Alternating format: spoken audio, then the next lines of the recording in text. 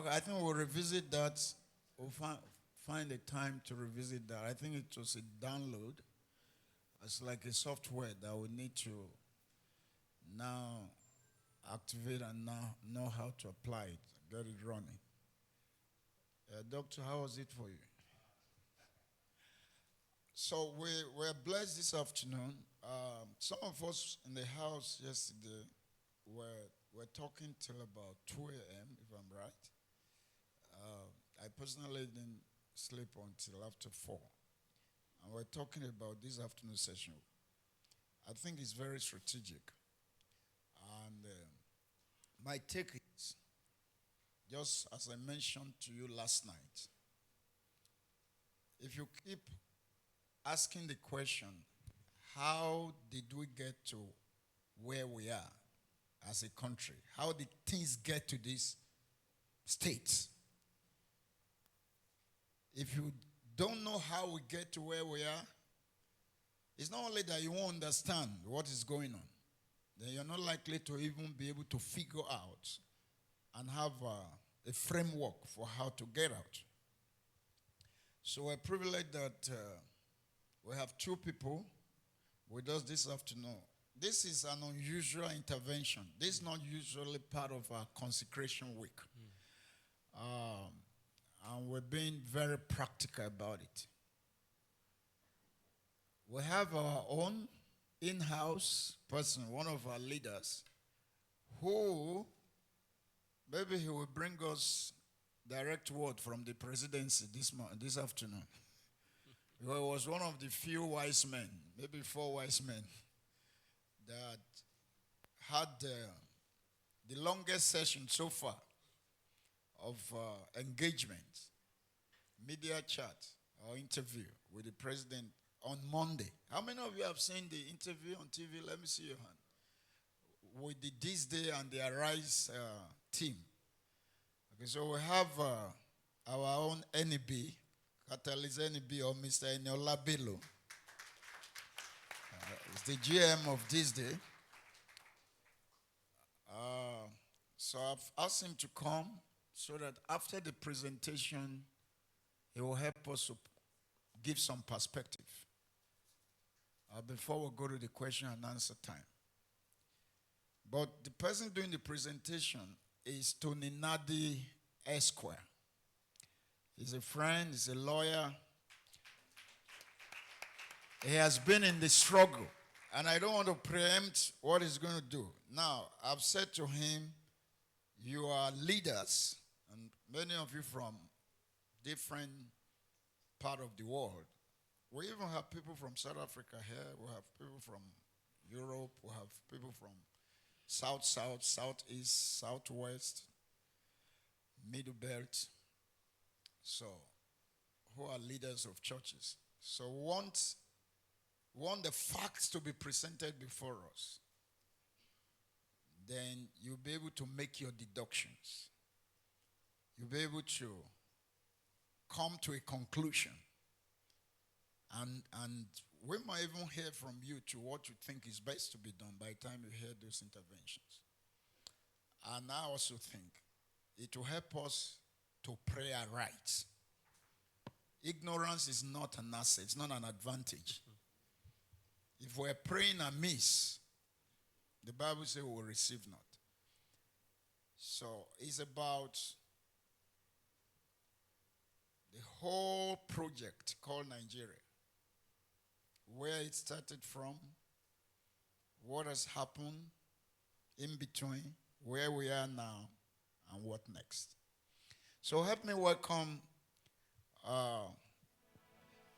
this great man. He's a fighter, Nnadi of the Lower Niger Congress. He's the Secretary General of the Lower Niger Congress. Did I say it right? Where's his own mic? They give me a mic.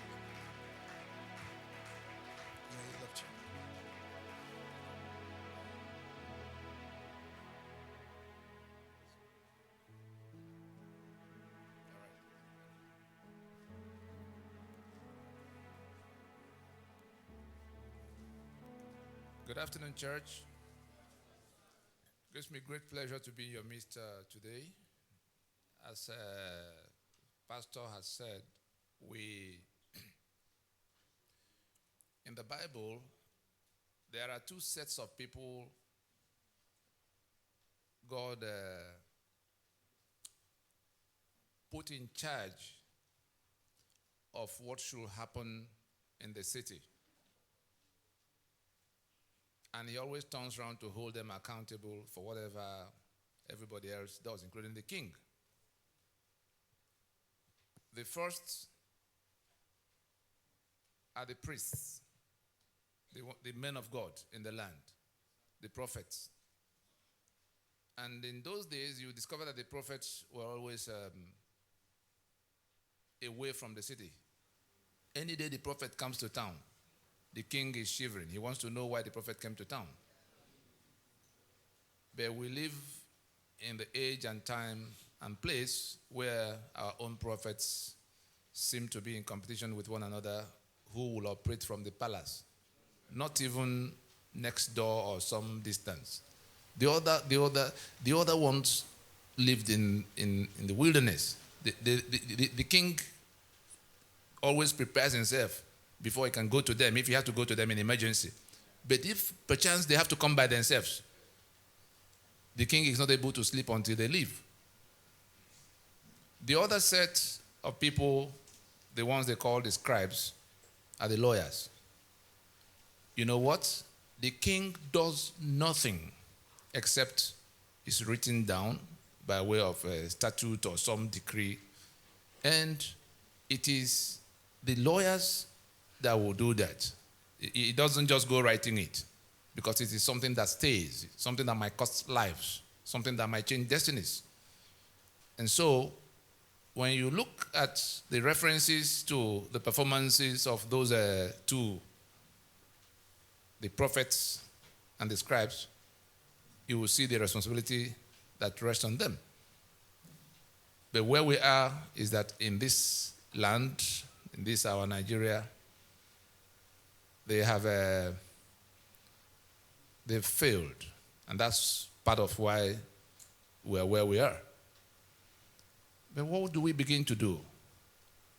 Like Pastor already said, the reason he asked me to come to join us today, in the midst of so many other things waiting to be done, is so that, and I'm going to plead with us, whatever we knew about this matter before, let us put it on one side of the table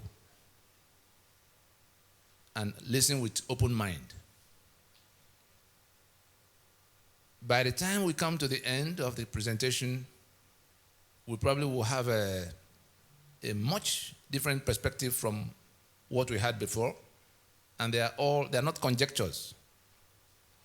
The envelopes that have been put in the hands of a few, we couldn't get enough of all the documents. There are 5 documents in the envelopes. And those documents go to the root of what the problem is. If we can relate with those documents, it is within our reach to spread it around on such a scale that those who are being tormented in this union will receive a new life. Something will give way somewhere. We also have there are things that will come on screen, the ones that are in other forms, not easy to print like this. So we could see, because they are all verifiable things. By way of further introduction, yes, I'm a lawyer of 26 years with specialty in jurisprudence, and I've been on this task for quite a while. I set out as a young man to be a military pilot. I should have been flying jet fighters. I read all the physics and chemistry, mathematics of this work. I can still teach them. But by some providence, I ended up in law. And I didn't understand where that was going until in the final year, when we took the course. Are there lawyers in this house? Any lawyers, please? It's a practical, and if you have your telephone with you and you have internet access, I will also encourage you to switch it on, because we'll make some quick references to things you can verify. I want you to be able to go back to your station and confront whoever comes to tell you any other thing. It doesn't matter what that person says he is on the matter, you know. We will go from, like doctors will do, diagnosis, prescription, and then the treatment. The reason why things have remained upside down here is that we've not gone to the right diagnosis. Some will say, oh, it's corruption. Far from it. You know how the Western world solve their problems? When they say, oh, it's corruption, somebody will ask, what is corruption? How did it come? Where is it coming from? Your body is hot. Somebody says it's malaria. Somebody will ask, what is malaria? You then find out it is mosquito that is responsible for it. They will go beyond that. Some of our people will just go and buy net or buy broom or something to stop mosquito for one moment. Anybody who wants to solve malaria goes all the way to stopping mosquito from breeding in the neighborhood. It's as simple as that. If you don't, the next mosquito comes, you are down to your malaria. So if you talk about corruption, you will have with you right now under this roof where it is coming from. And nothing will change, no matter how much you shout, until it's uprooted.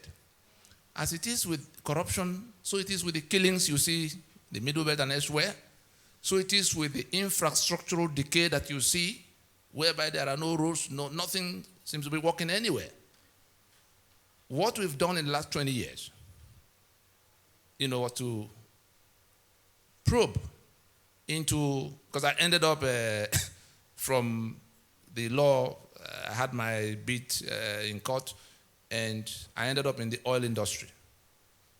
But I left the oil industry in 1998 on account of this. Upstream, I left from senior executive position in the upstream. There's nobody left in NNPC today who can argue with me for 10 minutes on national television on what it costs to produce crude, either on land, in the swamp, in the sea, on the desert. I've dealt with from what you call seismic studies, where you are looking for where you could find, to all of what you do in well development, to what you do in piping it around and processing it until the time you transport it and sell. But why did I leave? Because I came face to face with the document by which Shell and Mobil, Egypt, Earth were operating. And I said to myself, what could this mean? Does it mean we're not the owners of this land, that these foreigners will dictate the terms by which they operate? I'm sure you've seen their signposts, those of you who came from Port Harcourt area. NNPC Shell joint venture, Shell operator, Earth. Anyone you see, the operator is foreign. You have a business, a joint venture. You are not to know what it costs to produce whatever it is that joint venture has to do. It is that foreigner who will write down whatever he writes down, and whatever he declares as profit is what you now share. So I began to ask myself, how did we get to that? And it's not a 2-year contract, it was a 50-year lease. Signed off between 1967 and 1969 by people who could not even read properly what was written, under circumstances in which they just signed first and it was explained to them later. How did we even arrive at that point in 1967? We began to probe. It came to where I had to leave everything else to say, let's even, because we found out there was nothing to be found in our archives. We asked some of our elders, people with gray hair, people who went to negotiate the independence for Nigeria. I happen to have spent plenty of time with the last of them who were alive in course of the last 20 years at least. Enohoro, for instance, spent the last 7 years of his life trying to undo what they did in going to sign us up into this union. We shouldn't have been. But first things first, the research from the known to the unknown led us to where we had to go to. You know the way WikiLeaks gets its information? We had to get the information we were looking for by all means. We broke into the British archives using all our available technologies. And by the time we saw what was in black and white, some of them with instructions that they should not be typed, because any day the wrong eyes see them, the whole edifice will come crashing down. Those documents are inside this room now. And we traced things from that way back to what became 1914. And from that 1914, before 1914, when we landed in 1900, when I'm sure some of you might have heard about the Lower Niger Company, that the British had to pay 865,000 pounds to take over the trading areas in what they consolidated in readiness for the annexation of Southern Protectorate with the Northern Protectorate. That question of paying 865,000 pounds at that time, somebody bought something from somewhere, and that person is still the owner of that piece of estate. Now your country, okay, take me to the map. No, not that. The ones in black and white, the one of 1912. The ones in black and white. Scroll down, you'll see. But let's go on until they get there. The Nigeria you have, yes, hold it there. The Nigeria you have is a joint venture. You saw Prince Charles the other day, and he came. You saw the sitting arrangement. We've not moved from where we were as at that time they created the union. It was a business venture. It was the trade of the era to go to wherever you can, beat them down, take whatever you can. So the British, the French, everybody was doing their own everywhere. But what became Nigeria was where the British had come towards this axis, and they managed to make their first landings. I'm sure you know about the Lagos colony of 1861, how Kosoko and Dosumu, like that, the oil rivers. They came from the Atlantic waterfronts, entered into trade treaties and protection treaties with some of those trading partners in little bits and patches. Those treaties, dating back to the 1840s, 50s, 60s, and all of that, was what the British had in their hands. At the time, they were pushing northwards because on all the other sides, where will I even, let me go closer so you can see. No, it's clear enough. They have a, you can use the flyer you have in your hand, the one that is broken. Don't mind the fact that it's broken. The flyer has that map. This is Atlantic. You see Lagos there, you see Port Harcourt here. This is the Atlantic waterfront. This British came. You can see that apart from River Niger, the map is divided into two sides. The British entered from this side, and all the parts in that lower part were already in their hands at the time On the other side, I'm sure you all remember the jihad, which we still have.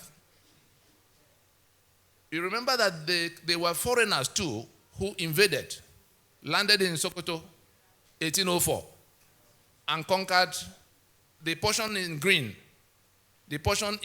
in your map. They overran them. 1804, the British came in the 1860s. That means they were here 60 years before the British got here. Now, having secured that portion that you see in green, they were pushing downwards. They also wanted to get to the Atlantic waterfront.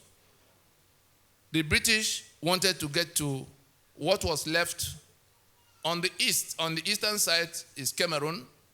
On the northeastern side is Chad, then Niger, and then Benin Republic to the left. The French had already taken all of the other places. The British would have pushed all the way to here, if not for that caliphate that was already occupying here and pushing downwards. They met halfway in a fight that happened in the Ilorin-Benue axis. Caliphate coming to the ocean, the British trying to secure the balance of the land.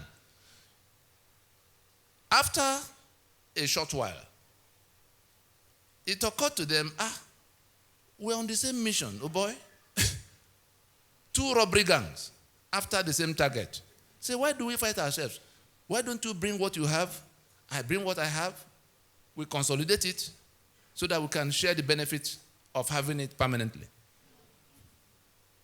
And that was what became the amalgamation of 1914. Every document that transpired between them is in our possession, lodged in libraries across the world. Whatever they choose to do is already too late to be able to reverse the actions that have been initiated to salvage ourselves from what they've landed us into. Now, having reached that agreement, I'm sure some of us recall when the caliphate was talking about dipping their Quran into the Atlantic Ocean. That is, they were telling the British at the time this matter of Nigeria, because it was for them a matter of conquest. That is, they had to conquer. But the British came with something else. They said, well, whenever you guys are done with whatever you came to do, we'll push on until we dip our Quran into the Atlantic Ocean. Anybody here ever heard about that? Wonderful. Now, the document of the amalgamation was one in which, I'm sure, who are the ones from South Africa here? Good. The apartheid, what the Boers did in South Africa was exactly what the Fulani did with their British friends over our heads here to make this place their own over the heads of the owners of all the lands. A master-servant relationship. And the instrument of 1914, technical people, go back to what you first brought, the one in red, the one of 1913, so they can all read with us how, yes, I can see it from here, but the flyer you have, the one that has the map, let's see so that we can be on the same page.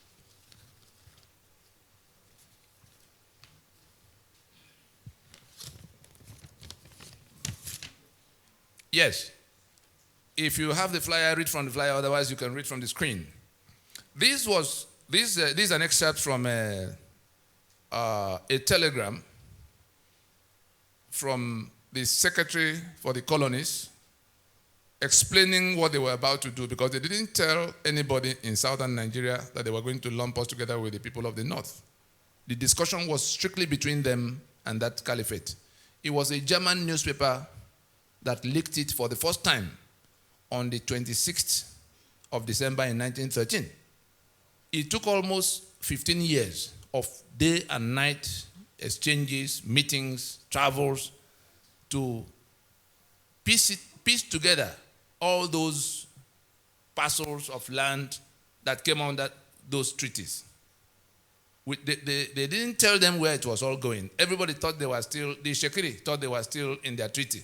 The Lagos Colony thought they were still in their treaty. Everybody, the British was tiptoeing over their head, merging them. It was in 1906 that they merged the entire southern territories to become the protectorate of southern Nigeria. From that 1906, they then began to merge the systems, two mortally opposed civilizations, because on the other side, Sharia was already in place. They came as jihad. How do you create one political union with a group that owes it a duty of faith to kill the infidel? That duty never changes. No matter how you settle all the other things, the duty will never go away. You are the infidel, you have to be killed. They have a right in that their faith to lie to you. They call it taqiyya. They deceive you into thinking you are in another business until you get killed. And they are also of a feudalist worldview. You know what feudalism is? All men are not born equal. No matter what you do, what you achieve, you are no more than the slave you are to them, even if they have nothing or no education. Between the two, a terrible alchemy that as a slave, you dare not compete with your master for the ownership or control of whatever. The slave does not have a right to anything, no right to property, not even right to life. You can do away with your slave. Kill your slave. And that was the civilization that was already in place, and the British knew. But they were also, they too were, what do we call them? They were feudalists too. And one thing led to the other. Eventually, they were able to piece it all together. That I'm now reading from that cablegram. Secretary of State, Secretary for the Colonies, his name was Harcourt, the one after which Port Harcourt was named. He says, in explaining what was about to happen the day before it did come public, that we have released northern Nigeria from the leading strings of the treasury. The promising and well-conducted youth is now on an allowance of his own and is about to effect an alliance with the southern lady of means. I have issued the special license, and Sir Frederick Lugard will perform the ceremony. May the union be fruitful and the couple constant. Secretary for the Colonies, Lord Harcourt, boss of Lord Frederick Lugard, referring to the import and purport of the annexation of the then Protectorate of Southern Nigeria to the Protectorate of Northern Nigeria. So what they reported to you as amalgamation, as if there was some coming together of equals, was actually an annexation. And the purpose, what the British came to do, back to that map, please. Back to the map where what the British came in search of were all on this axis. But the people they met here provided resistance. You know what they call resistance? They fought and fought and fought to make a landing. I'm sure there are Yoruba people here. I'm sure some of you have had your song many, many times. If I begin it, will you be able to join me to end it? It begins, Eyo, Eyo, Eyo, Eyo, Eyo, Bantawa, tó ń fi góòlù ń ṣeré, àwa ò lè sanwó ní bòde òdìlé. The clause I want you to take from it, àwa ò lè sanwó ní bòde òdìlé.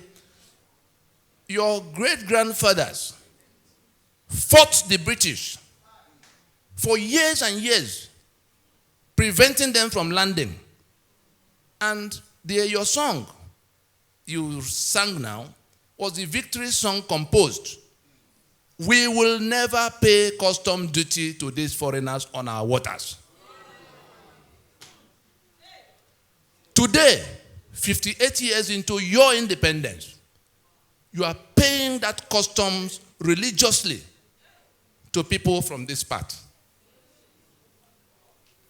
And from independence to date, not one of you had ever qualified to be Controller General of Customs. Now, I can give you up to 20 of these kind of examples. Who has ever been to Lagos Island, the Victoria Island here? Does anybody know where Bonny Camp is? Does anybody know where Eco Hotel is? The road that goes from the front of Bonny Camp to Eco Hotel, what's the name of that road? Ahmadu Bello Way. When you stand on Ahmadu Bello Way, is there any other thing to do to go to the ocean? You are on the last firm piece of land before the Atlantic. Have they not dipped their Quran into the Atlantic? Who collects the rent? The landlord or whoever? It's not the landlord that collects the rent. They take away over 2 trillion from these port operations every year. I won't call it misfortune. It so happened that a few months after Tinubu handed over to Fashola, we were at an event. He sat next to me. He was to speak before me. He finished, and I took over the microphone, and I asked him, I said, Governor Emeritus, in the 8 years you were governor here, what was the maximum sum you got from federal allocation? He was quick to remember. There was 73 billion naira. I had documents with me in that event showing that in all those 8 years, Nigeria did not take away anything less than 1.6 trillion as from port operation alone. 10% of 1.6 trillion is 160 billion. 5% therefore, 80 billion. Lagos getting 73 billion in the maximum meant that Lagos in those 8 years did not get even 5% of what Nigeria was taken away from their place. The event collapsed. It was at Blue Roof in Ikeja here. The event collapsed when, amidst all that noise, because I had come to tell them what we were doing, that if we do not act together to recover this land, you are not only going to remain the slaves you have been since that time, they will kill you and take your land and become the new owners to eliminate future claims. At the time these things were happening, we had also, in this project, we had also gone around the country whispering at that time to the other people who were in the same danger. Nobody will listen. Back to how we've arrived at 1914. Therefore, Nigeria was, as at that time, intended to be a marriage between the northern and the southern lady of means. I'm sure you hear about oil industry, Ijo, blah, blah, blah. Who has been to Owerri here before? Does anybody know where they call Shell Camp in Owerri? Is there anybody here who has ever heard about Shell Camp in Owerri? There's a place called Shell Camp. I'm sure you do not know that Shell was headquartered in that place for 42 years, going to Port Harcourt in 1960. And it's not a small facility. You know the Modotel Hotel that has become Rockview? That's the gate area. Government House Owerri, the whole of that government house, was inside that facility. Avanikoku, the university, was inside that facility. The Federal Medical Center after the university was inside that facility. That's on one side of the road. On the other side, the whole of that mobile police camp, all the way to back of prison. All these listed were fenced together as the headquarters of Shell for those 42 years. They went to Port Harcourt in 1960, and M.I. Okpara, as Premier of Eastern Region, bought that property. Then Owerri was a provincial capital. Why did they go to Port Harcourt? Because the pretense that they were dealing with some Niger Delta, some people that could not be properly described. They just wanted to create a woolly condition around that discussion because the Igbo fought them. Ovarewe, the Oba in Benin, you know how it ended. The King Jaja of Opobo, the one they had to send on exile, who migrated by himself from Amibo, next to Nkwere. That's where he came from. Now, what was going on? I'm sure you know Rumo Mashi and Rumo this and that and that. That was when, and why did they do that? They had sold your oil for 50 years before they declared Oloibiri. All the story you hear about Oloibiri, false. This oil was used in the First World War, in the Second World War. Undeclared.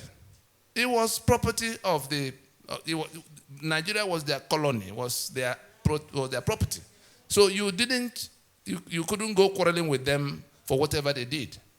But in pretending that it was not so, clearing out the history books, I've had the misfortune of meeting with governors from the place and senators who did not know that this was the case.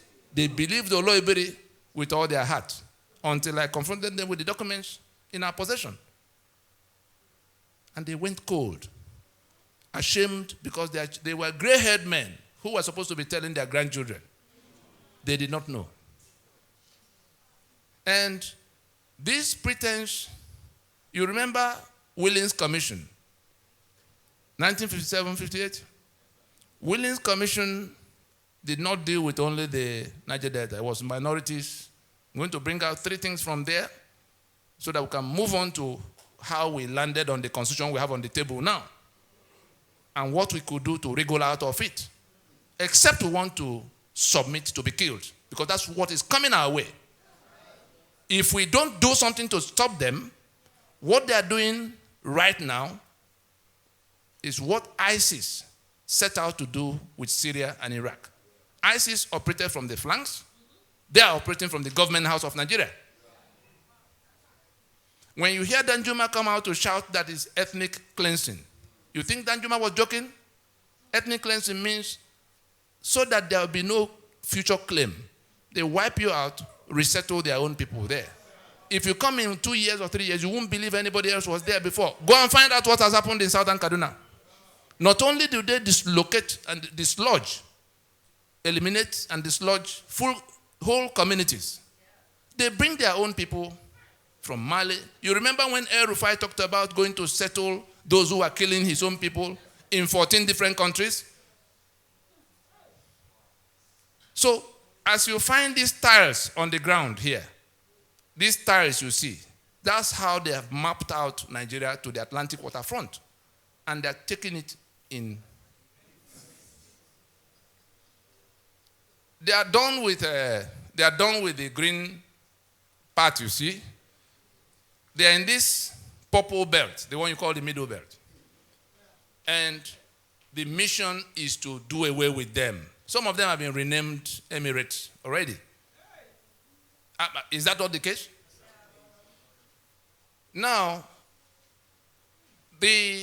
so that we can keep the trajectory, the next thing you find on that, when independence, was coming, and the independence didn't fall from the sky. The independence was where people from that southern part began to resist them, to say, look, you can't continue to govern us here. All of those who fought them, can you remember anybody from the north who was part of the fight? Enohoro, Mokugokoye, Awolowo, Osita Aguna, name them. They were all from the south. And these guys now, the British now decided to, independence, yes, you will get. But your situation will be worse than it was when we were here. And what they packaged as independence in 1960 was a bogus thing. Go back to the first map.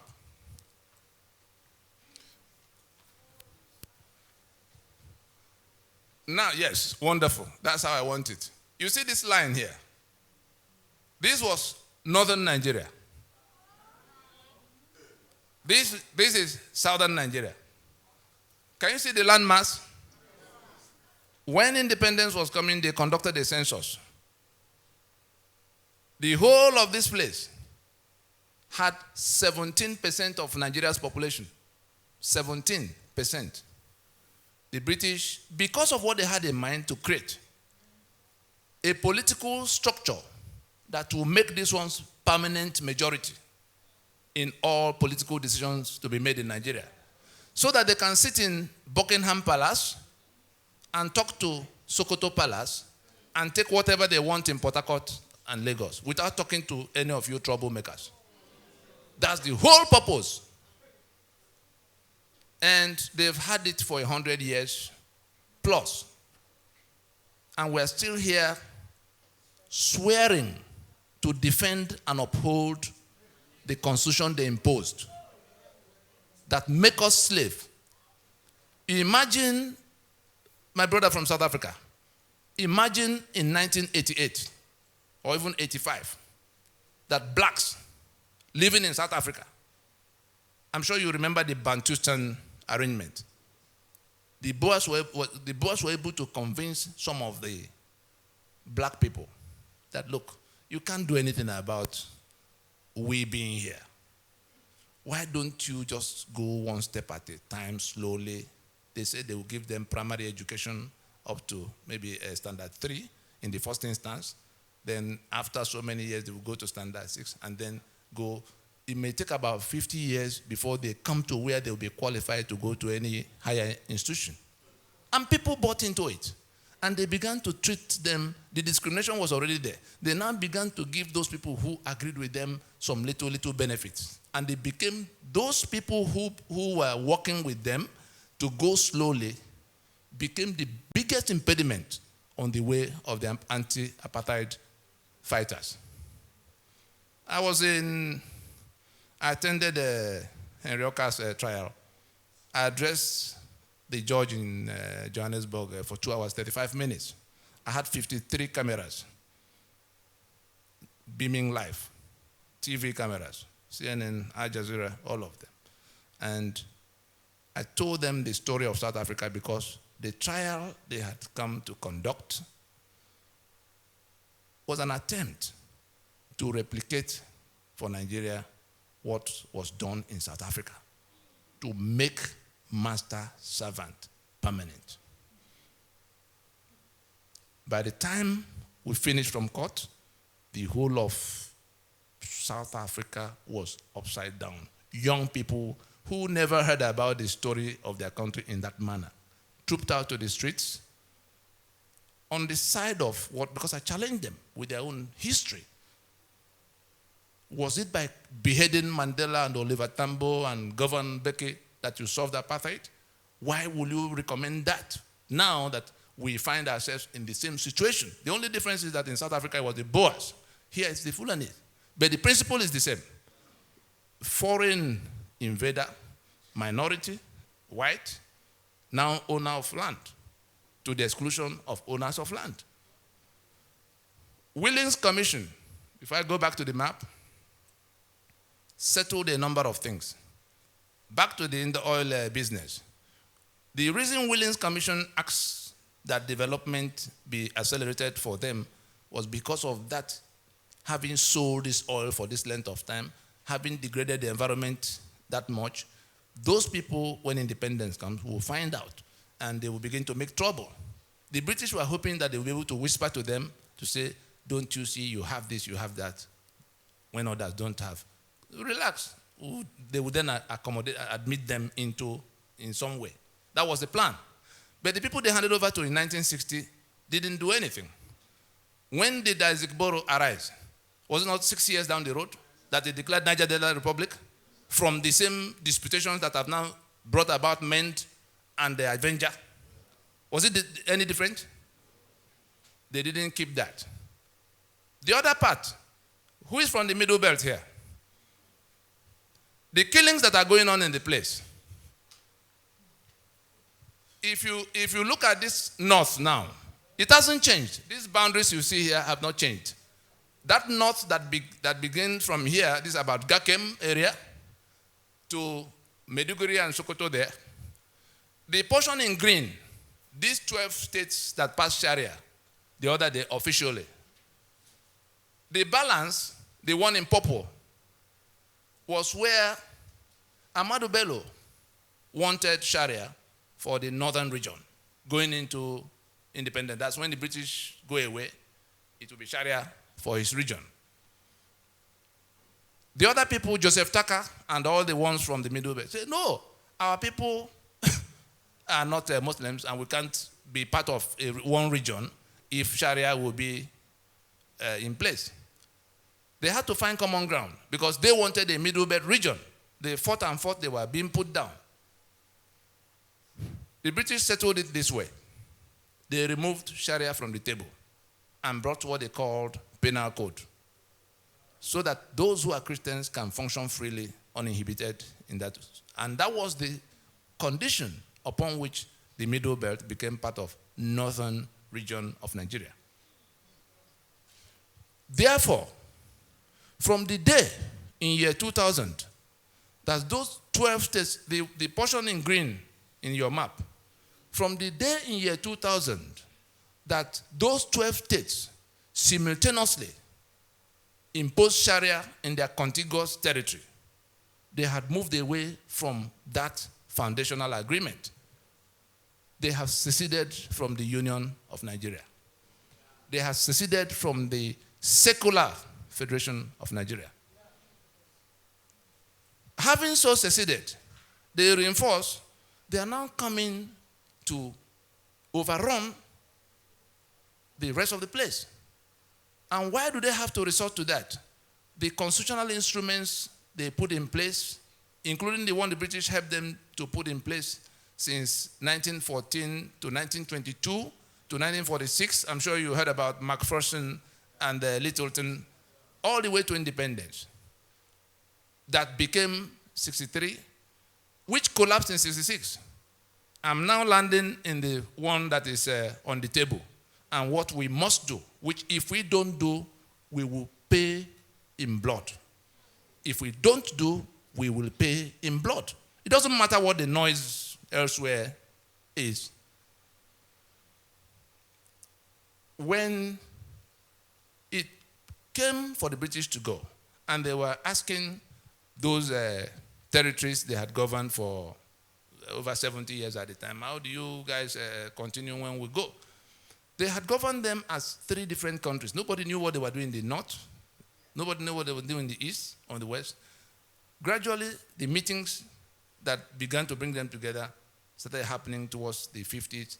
By the time we came to 53, Enohoro moved the motion for independence because they thought they had come to where they could become independent. The northern delegates opposed it and defeated it. What was their reason? They said, oh, we cannot go from British colonialism, that we're backward. We're not yet in a position to compete with you. So if we go to independence now, the British will step away, you step into their shoes, then we remain where we are.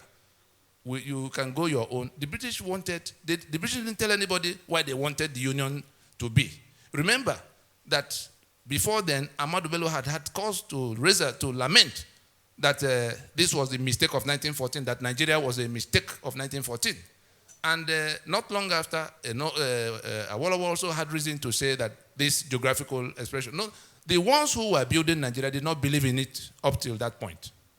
At what point did it now become something that has become non-negotiable, sacrosanct, indivisible? Because they've managed to impose, constitutional models away from what was agreed. Because by the time they were getting ready, they had to make themselves constitutions, as like you have Germany and France and Portugal going into European Union. All the negotiations of what they would do for themselves and what they will allow the European Union authorities to do for them. The federal government is supposed to be a union office for independent units. And that was how they came. Yes, that's how they came to where they became one country, to have accepted that level of autonomy. And it was Ahmadu Bello that made that demand. In all, by 1966, the 5 constitutions that defined the federation, the coup came, those constitutions were toppled. All those who are talking about restructuring and how it will happen, those constitutions that were toppled defined the Federation of Nigeria. From the moment they were toppled, the Federation of Nigeria ceased to be. The country was still in place.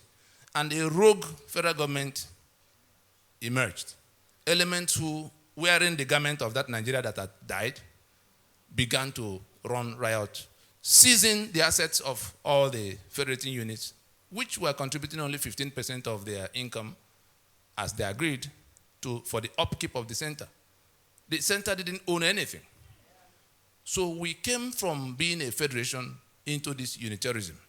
And by the time they were going to hand over in 1979, they had found a way to also work out something that became a constitution that was not discussed.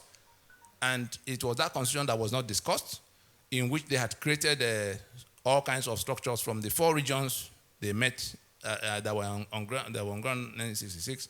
We have now 36 states created by decree. So a new majority has emerged. Each of the states have 3 senators at the place. So, 4 local government areas in which Kano alone has 44. And Lagos that had the same 20 local governments with them at the beginning is still keeping 20, whereas Kano had been broken into Kano and Jigawa. Between the 2 of them, they have 71 local government areas. What are they bringing to the treasury? Nothing. All the money Nigeria has to spend is between the oil money, the port money, and the VAT that is raised here. These people who bring nothing take 72% as of right in the place of sharing. And they're the ones who decide what other people will get, who they give more, who they give less. And in all of this, democracy, let me just refer to the documents you have in one of the documents, you see where we try to define democracy, that we do not have a democracy because democracy is government of the people, by the people, for the people. In those three legs of definition, government of the people means that you, in exercise of your right to your sovereign right, decide the supreme laws of the land. The constitution we have on the table today did not come from that process. And so we have not decided whether we will live together or how we will live. The second leg is of the people, meaning that only your vote can send people to government house. And when they get to government house, they can only function according to that constitution you already made. Do we have that? The third leg, for the people, meaning that those who wield government powers must do so not only in accordance with what was put in place in the constitution, but for your benefit. The reason we don't have the things that should have been coming to you as citizens is that you have not written the script of what should happen. And so you have in this constitution provisions that exclude responsibility towards you. Section 6, subsection 6C of your constitution absolves government of all responsibilities towards you. They don't owe you any school, they don't owe you any hospital, they don't owe you anything. Anything they do, they are doing out of the milk of human kindness. That is one. You have appropriation provisions. Section 81, section 82 hands over the keys to the treasury to the president. Section 121, 122 hands over the keys to the treasury to the governors. So they don't owe you any obligation. They have the spare key to the treasury. They have immunity in section 308. At what point are you going to get anything from them? How did you come about that constitution? By imposition. And what all the cry and demand for repairing this place goes to is to say, let us accept we have departed from the foundation of being a federation. Because if we were a federation, Lagos Port would belong to Lagos, oil and gas of Niger Delta would belong to them. The middle belt, where killings are going on unabated, unchallenged, will have the right to defend themselves because they will have guns. The Constitution has 68 items on the exclusive list, all written by decree, that make it impossible for the middle belt to touch any gun. You saw where the governors went crying, and the president said, go home and live in peace with your Fulani of Benin. If we do not remove that from that constitution, nothing will resolve that question.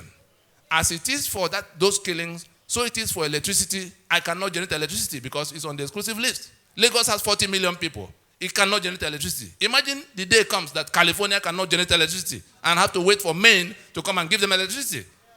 They will leave the union.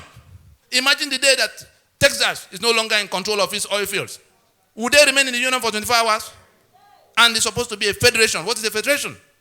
So we're in a fraud now in which the federation that collapsed is being sustained by brigandage, and they have imposed a constitution that we can no longer question. And anybody who says, what are you doing? What was Abiola's offense? Do you know why Abiola was killed? The servant does not rule over his master. So it's not only Jonathan that had to be chased away because he wasn't one of those who could preside. These same people are doing the killings in the middle belt, doing the killings in the east, doing the killings in the west. They are the ones who seized everybody's asset. They are the ones who imposed this constitution. And you join them to go to elections under that constitution. By what constitution would they govern? Anybody who wins in this election, by what constitution is he going to govern? You are reinforcing your enslavement. And if they kill you in the process, it's your ignorance that killed you. We've been going all over the place trying to tell people that this is what is the case. They are not listening. We went to the men of God in the land, without exception, quietly. Sir, here's the problem. If Desmond Tutu did not join Mandela in South Africa, would you not still be in apartheid now? Where are all men of God? If not for people like this, who say, look, enough of this thing being said in quiet places. There's nothing I've said here that I've not said on national television. There's nothing I've said here that I've not said to the faces of those who have been governing Nigeria with this illicit decree. They are committing treason against the rest of us. They are committing treason against the rest of us because they put our signature on the document that sees our assets, that sees our lives. And we say, we have tolerated this document for 20 years, since 1999. We will not tolerate it any further. All of you, by the time they finish the election, less than 1,500 people will be sworn in as the ones who have won in the election. 180 million people are in danger. And they have managed to get you to come be on one side or the other. Put your mind the day after the election. The people who win will have to swear to defend and uphold your enslavement. The summary of what we're telling our people now is that processes had been undertaken. The majority, the whole of the South and the Middle Belt, have been told and shown what the problem is. That constitution must go down. Those who are going to contest under it are doing so for their intestines, not on your behalf, whatever they say. If you do not wake up and go to what will work for you, you are not only going to remain in your situation, they will come to where they turn up at your doorstep with their AK-47 on their mission to conquer. Let us leave it there.